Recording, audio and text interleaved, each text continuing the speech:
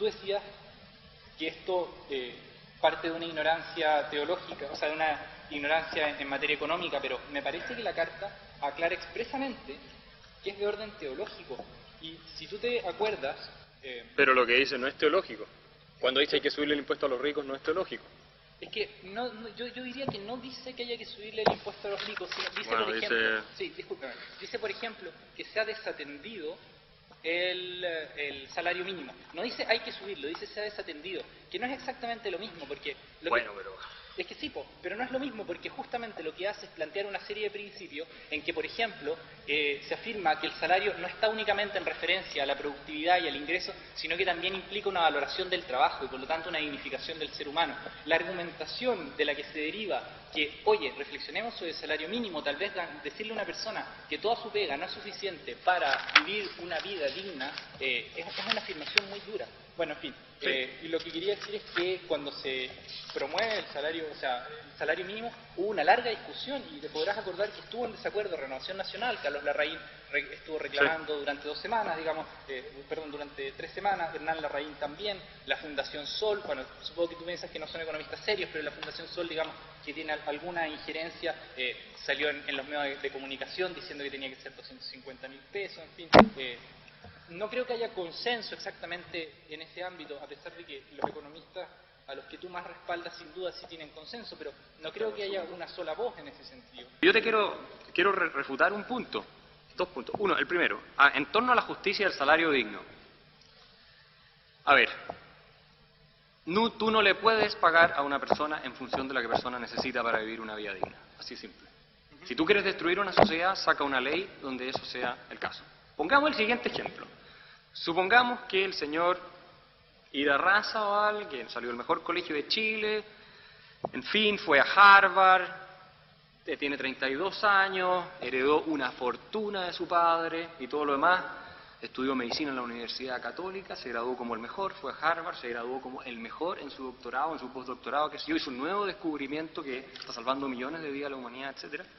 Lo que ustedes quieran. Estoy poniendo un ejemplo en el laboratorio para testear la lógica del argumento. Esta persona, el señor Raza. Después tenemos otro señor, que puede ser Raza o no, da lo mismo. Y ese señor tiene 7 hijos, no terminó el colegio, no hizo obviamente ninguna universidad, tiene 2 hijos enfermos gravemente, no tiene señora y vive en una casa en las peores condiciones. Si yo tuviera que decidir a quién le pago más, en función de quién necesita más, yo tendría que pagarle varias veces más al señor que tiene la situación económica deplorable y con todos los 6 hijos, que a este tipo, que puede ser brillante, que fue y sacó los mejores títulos de todo el mundo y que probablemente se gane un premio Nobel el día de mañana, que está volviendo a Chile a buscar trabajo. Ahora, supongamos que yo sigo esa lógica y le pago a este gallo, oye, tú tenés 31 años, heredaste, qué sé yo, te pago 500 lucas al mes y con eso solo puedo vivir. Hay familias enteras que viven con eso, y menos. Le pago eso, 500 lucas al mes. Y al otro le digo, mira, para todos tus problemas a ti hay que pagarte unos 5 millones por lo menos. Este es el problema que se genera y aquí es importante el análisis. Si tú le pasas a esa persona los 5 millones, esa persona no está generando en creación de riqueza esos 5 millones. Esto es lo que hay que entender. El salario es una función de la productividad, de lo que los seres humanos, las personas, somos capaces de crear en riqueza. Aquí no hay una torta fija que se reparte, no. Por eso es tan importante la educación y toda la discusión en torno al capital humano y la educación. Queremos que sea un factor de movilidad social. ¿Por qué? Porque la gente cuando va a la universidad estudia ciertas carreras sale más productiva y gana más. No es una coincidencia que una persona que fue ingeniero civil de la Chile gana más que una persona que probablemente no fue a la universidad. No, produce más. Entonces, si tú le pagas los 5 millones a la persona que está en esa situación de necesidad, ese dinero lo tiene que crear otra persona. Esa riqueza tú le estás en el fondo donando. Tú no le puedes pedir a los empresarios cuando contratan que hagan caridad y le donen a sus trabajadores, incluso por sobre su productividad. Tú no puedes pedir caridad en ese sentido. Que después con las utilidades ellos financien obras filantrópicas es otro tema. Pero ¿por qué no?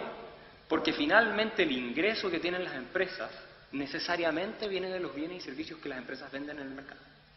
El empresario, para financiar ese sueldo que necesita este hombre para vivir dignamente, a tono oprime la situación emocionalmente de esta persona, el ingreso que el empresario puede salir solamente de dos partes. O del bolsillo personal, donde el empresario dice, yo me sacrifico, disminuyo mi ingreso y se lo regalo. O de la venta de los bienes o servicios que este empresario realiza en el mercado. Y para salir de la venta o bienes y servicios que el empresario realiza en el mercado, que es de donde viene toda la fuente de ingresos de los empresarios, tienen que estar los demás trabajadores asalariados y los demás consumidores de acuerdo en pagar, en lugar de 300 pesos por una lata de atún, 5.000 pesos por una lata de atún. Y de esa manera tú estás, en definitiva, generando un empobrecimiento transversal de la sociedad y estás llevando a muchas más personas, porque tú lo que estás haciendo es reducir el tamaño de la torta, aumentar el consumo, disminuir las tasas de capitalización, y con eso estás generando mucho más miseria y estás empeorando el problema. Yo lo que te quiero decir, en esta carta no creo que haya mala intención. Yo no creo que el obispo, oye, ¿cómo puedo hacerle mayor daño posible a Chile? No. Ese no fue el caso, claramente no. Lo que hay es una ignorancia total de cómo funcionan las dinámicas económicas. Tú no puedes económicamente pagarle a una persona en función de lo que necesita para vivir, porque llegaríamos a la conclusión, para vivir dignamente, que también es una cosa arbitraria, ¿dónde está la frontera de lo digno y lo no digno? ¿Digno de vivir en una mansión o digno de un departamento? Bueno, ahí se puede discutir. Pero si tú establecieras esa regla, que es lo que sugiere la Carta Pastoral, lo mínimo para vivir dignamente, si tú establecieras esa regla, tú estarías arruinando a los más pobres del país. Porque son los más pobres a los que tú les prohibirías ofrecer sus servicios a las empresas por su nivel real de productividad y nadie los va a contratar. Entonces tú vas a preferir tener un desempleado a 250.000 pesos que un empleado a 180.000 pesos. Y con eso tú destruyes la movilidad social y destruyes la posibilidad de que estas personas en la misma empresa se capaciten y lleguen a niveles mayores de ingresos. Y este es el realismo económico que hay que aplicar en este tema. Uno no puede quedarse con la discusión, es que en realidad este buenismo, es que en realidad hagámosle el bien a la gente y sacamos conclusiones apresuradas de lo que hay que hacer. Nos va a llevar al desastre, esto no funciona. Y sobre eso hay evidencia económica, pero por tonelada, de cómo los salarios mínimos aumentan el desempleo. Me parece, en el caso que tú me propones, en el ejemplo, que si le pagamos efectivamente 200.000 pesos a un trabajador que tiene 7 hijos y que no puede, por lo tanto, me parece que ahí sí está operando un sistema de explotación. Sí, me parece que eso podría llamarse explotación perfectamente sin ningún miedo a ser marxista, digamos. Explotación es un concepto muy duro, digamos, pero ¿Y por qué? ¿Por qué? ¿Por qué explotación? Si ese mismo trabajador no tiene los 7 hijos, pero está generando la misma productividad, ¿por qué explotación? Me parece que hay Porque explotación. ahí no es explotación. Sí, me parece que hay explotación cuando se toma trabajo humano de una persona que tiene dignidad. Una de las cosas que critica la Carta Pastoral y que ha sido criticada por el Magisterio mucho tiempo es la comprensión del ser humano como recurso humano o como materia laboral, digamos, como fuerza laboral. El ser humano no es fuerza laboral, no es recurso humano. Entonces, cuando uno extrae su capacidad productiva, su capacidad de trabajo, y no le compensa de modo tal que se vea efectivamente gratificado en su dignidad humana, me parece que ahí está operando una explotación. ¿Pero quién le paga el salario al trabajador? Son un montón de consideraciones posteriores. Tú tienes posgrados en economía, yo te diría, bueno, al menos lo que indica la teoría social, que es de donde yo te puedo hablar, digamos, es que el Estado puede suplir eso de diferentes maneras, a través de subsidios directos o indirectos. No tengo idea, o sea, podría de alguna manera componerse eso. Tú dices que cuando el Estado tiene más poder se disminuye la torta. A mí no me importa tanto que la torta se reduzca un poco. Yo no estoy hablando de volver a la edad de piedra, digamos, pero yo no le tengo miedo a que la torta... ¿Se distribuye peor? Sí, o sea, no sé si se distribuye peor, eso es una afirmación que estaría por probarse, hay digamos. mucha evidencia al respecto. Correcto, hay evidencia. Suecia es el mejor ejemplo. Pero es evidencia que proviene de una cierta matriz que me parece que yo no comparto. No, el problema que tú estás apuntando es que somos un país relativamente pobre. Ese es el problema. Entonces, en el fondo tú me estás dando al final la razón, porque tú me estás diciendo cómo hacemos para que esta gente gane más. Tienes que aumentar las tasas de capitalización. Y las tasas de capitalización, que son las que aumentan la productividad, que genera mayores cantidades de bienes y servicios disponibles, por lo tanto bajan los precios, y eso enriquece a la masa. Esa es la forma, y para eso tú necesitas libertad económica y acumulación de capital. Es la única manera de lograrlo. Y para eso tenés que tener un Estado que no te esté pegando cada vez que tú quieres hacer un proyecto de inversión, un proyecto de desarrollo, y si quieres emprender, que te haga imposible emprender, porque ese es el otro tema. Disculpe.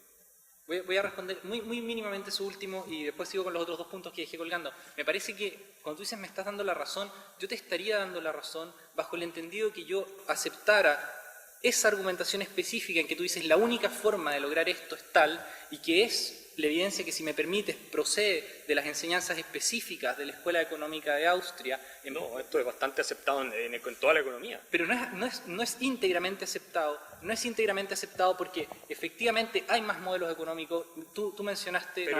Pero respecto al ingreso hay un consenso. Mira, léete el libro de Andrés Velasco, que es Cero Economía Austriaca. Andrés Velasco, contra la desigualdad, es la misma cosa. Bueno, lo que quería decir es lo siguiente. Yo soy, en general, muy suspicaz o miro con mucha sospecha cualquier afirmación que diga la única manera de lograr tal cosa es tal. A mí me parece que cuando uno hace esa afirmación, eso es ideología. No, ¿por qué? La única manera de volar en un avión es subiéndose al avión y haciendo partir el avión. Eso no es ideología.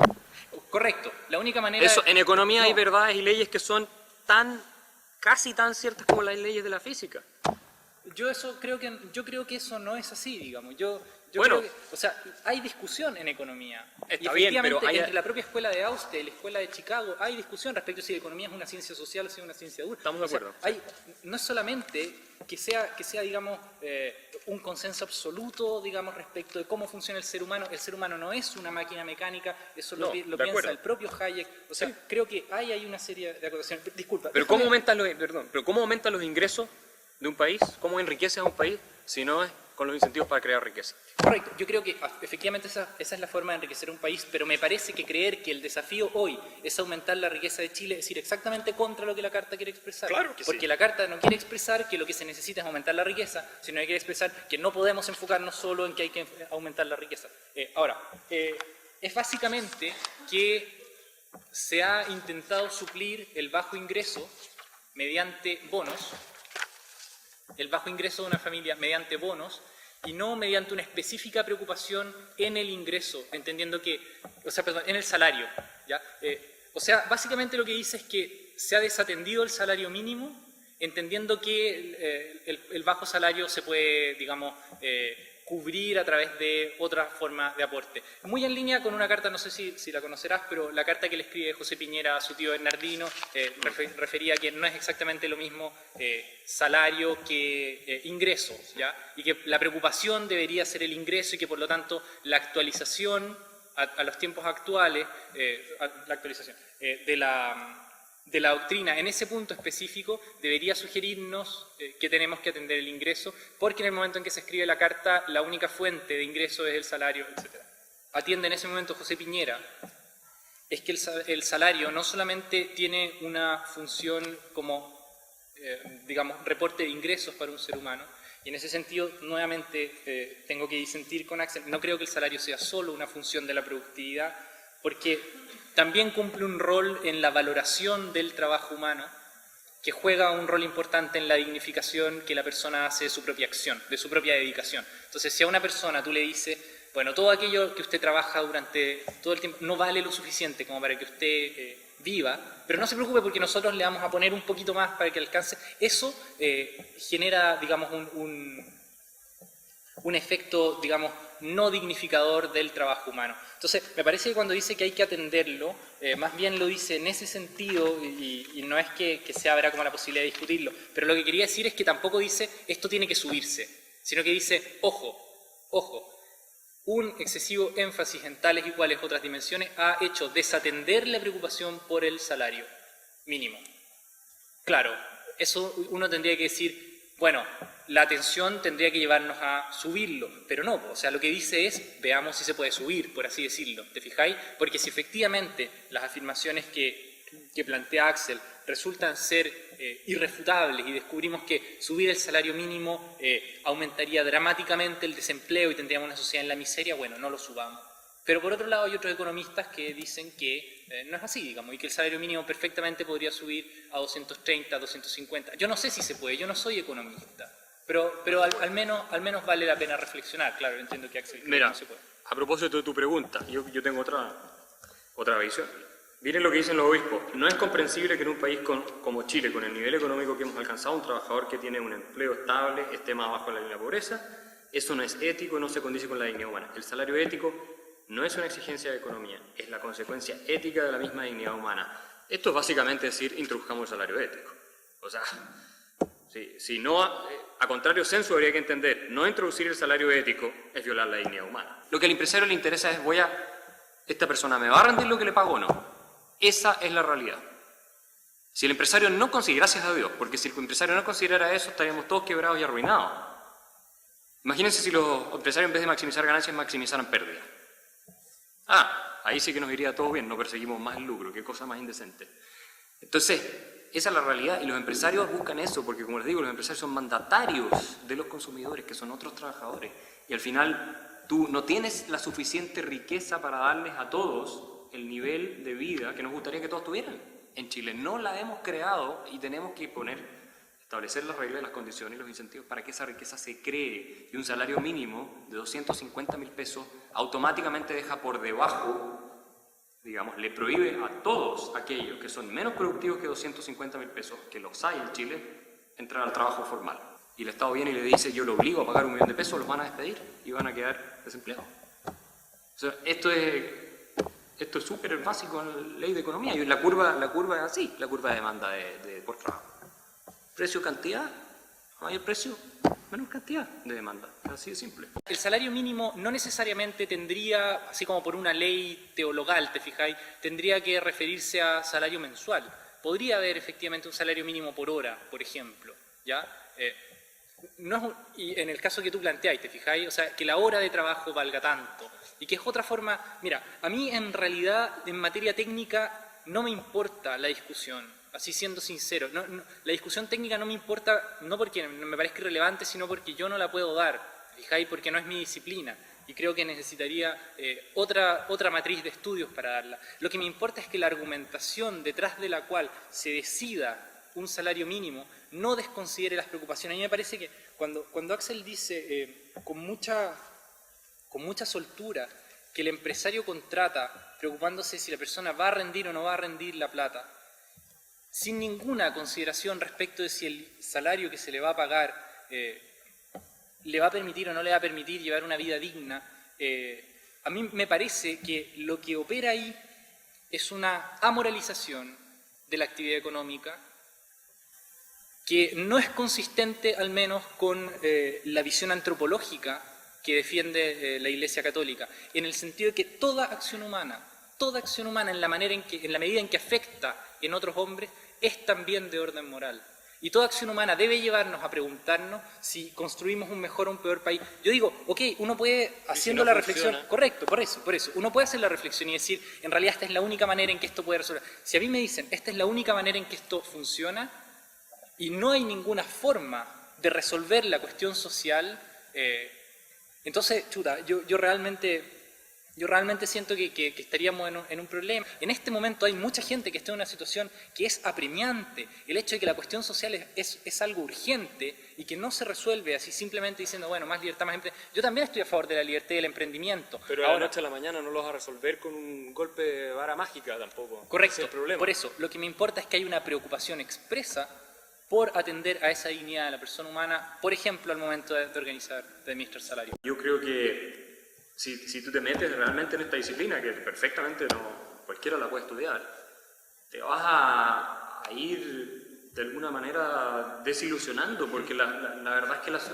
respuestas a los problemas son muchísimo más complejas y toman mucho más tiempo de lo que la gente cree, de lo que los obispos creen y lo que los políticos dicen en la tele. Esa es la realidad.